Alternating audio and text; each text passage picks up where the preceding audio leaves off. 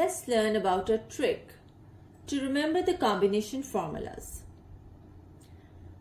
To add 9 with the help of combination formula, we should remember if 9 needs to be added, then the big friend will also be added while the small friend will go away.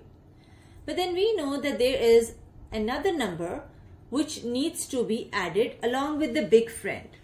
Remember, this third number will have the same sign as the big friend, and it will have the same sign of the number that needs to be added. Now, in order to remember what that number is, if you want to add 9, think of your one hand.